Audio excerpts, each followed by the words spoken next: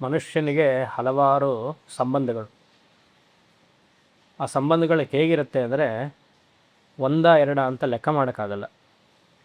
ವಿಶೇಷವಾಗಿ ನೀವು ಮದುವೆ ಮನೆಗೆ ಹೋದರೆ ಅಲ್ಲಿ ರಿಸೆಪ್ಷನಲ್ಲಿ ಸ್ಟೇಜ್ ಮೇಲೆ ನೂತನ ವಧುವರರು ಇಬ್ಬರು ಇರ್ತಾರೆ. ಫ್ಯಾಮಿಲಿ ಫೋಟೋ ತೆಗೆಸ್ಕೊಳ್ಬೇಕು ಅಂತ ಕಾಯ್ತಿರ್ತಾರೆ ಎಲ್ಲರ ಕೊನೆಗೆ. ಆತ ಫೋಟೋಗ್ರಾಫರು ಸ್ವಲ್ಪ ಹತ್ತಿರ ಬನ್ನಿ, ಹಿಂದೆ ಹೋಗಿ, ಪಕ್ಕಕ್ಕೆ ಬನ್ನಿ ಅಂತಾರೆ.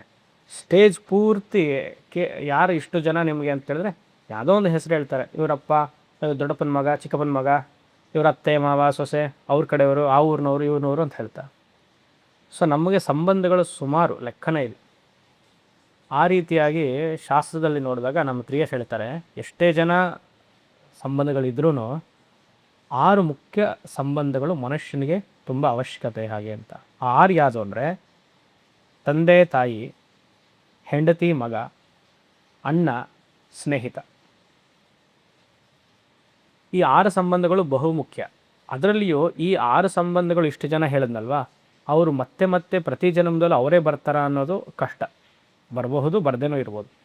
ಈ ಶರೀರದಲ್ಲಿ ಜೀವ ಇದ್ದಾನಲ್ವ, ಜೀವಕ್ಕೆ ಈ 6 ಸಂಬಂಧಗಳೇ ಅವನಿಗೆ ಮುಕ್ತಿವರೆಗೂ ನಡ್ಕೊಂಡೇ ಅಥವಾ ಕರ್ಸ್ಕೊಂಡೇ ಹೋಗಬೇಕು ಅಂತಂದರೆ 6 ಸಂಬಂಧಗಳು ಬಹುಮುಖ್ಯ.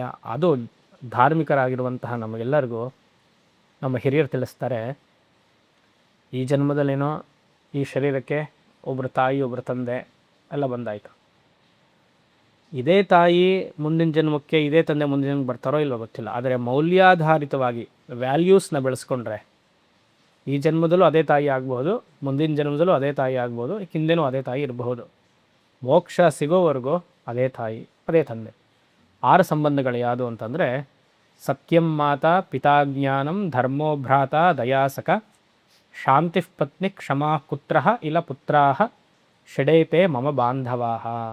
ಮಹಾಭಾರತ ಹೇಳಬಹುದು. ಸತ್ಯವನ್ನು ಬೆಳೆಸ್ಕೊಳ್ಬೇಕು, ಅದೊಂದು ಮೌಲ್ಯ.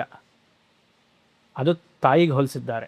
ಸತ್ಯಂ ಮಾತಾ, ಪಿತಾಜ್ಞಾನಂ, ಇದು ಲೌಕಿಕವಾದ ಜ್ಞಾನವನ್ನು ತಗೊಳ್ಬೋದು, ಇಲ್ಲ ಬ್ರಹ್ಮವಿದ್ಯೆ ಅಂತ ನೀವು ತಗೊಂಡ್ರು ಸರಿ. ಜ್ಞಾನಂ ನಪುಂಸಕಲಿಂಗದಲ್ಲಿದ್ದರೂ ಆ ಜ್ಞಾನಂ ಅನ್ನುವ ಪದಕ್ಕೆ ಪುಲ್ಲಿಂಗವಾದ ಅಪ್ಪವನ್ನು ಕೊಟ್ಟಿದ್ದಾರೆ. ಸತ್ಯಂ ಮಾತಾ ಪಿತಾಜ್ಞಾನಂ ಧರ್ಮೋ ಭ್ರಾತ, ಅಣ್ಣನೋ ತಮ್ಮನೋ, ವಿಶೇಷವಾಗಿ ಅಣ್ಣ ಅಂತ ತಗೊಳ್ಳೋಣ. ಅಣ್ಣ ತಮ್ಮನ ಹಿಂದೆ ಇದ್ದು ಧರ್ಮ ಮಾರ್ಗದಲ್ಲಿ ಹೋಗುವಂಥ ಅವನ ಮಾರ್ಗದರ್ಶನ ಮಾಡಬೇಕು. ಆ ರೀತಿಯಾಗಿ ಧರ್ಮದ ಸ್ಥಾನವನ್ನು ಅಣ್ಣನಿಗೆ ಕೊಟ್ಟಿದ್ದಾರೆ. ಸತ್ಯಂ ಮಾತಾ ಪಿತಾಜ್ಞಾನಂ ಧರ್ಮೋ ಭ್ರಾತ ದಯಾಸಖ, ಕಂಪ್ಯಾಷನ್, ಕರುಣೆ, ಸ್ನೇಹಿತಗೊಳಿಸಿದ್ದಾರೆ. ಶಾಂತಿ ಪತ್ನಿ, ಹೆಂಡತಿ ಅಂದರೆ ನೆಮ್ಮದಿಯಂತೆ. ಧರ್ಮಪತ್ನಿ ಆದರೆ ಶಾಂತಿ. ಮದುವೆ ಆದಮೇಲೆ ಶಾಂತಿ ಬರುತ್ತಾ ಅಥವಾ ಇರೋ ಶಾಂತಿ ಹೋಯ್ತಾ ಅವ್ರವ್ರಿಗೆ ಬಿಟ್ಟಿದ್ದದು, ಇರಲಿ. ಶಾಂತಿ ಪತ್ನಿ ಕ್ಷಮಾ ಪುತ್ರ, ತಾಳ್ಮೆ, ಅದು ಪುತ್ರಕ್ಕೆ ಅಂದರೆ ಮಗನಿಗೋ ಮಗಳಿಗೋ ಹೋಲಿಸಿದ್ದಾರೆ. ಶ್ರೇಯತೆ ಮಮ ಬಾಂಧವ.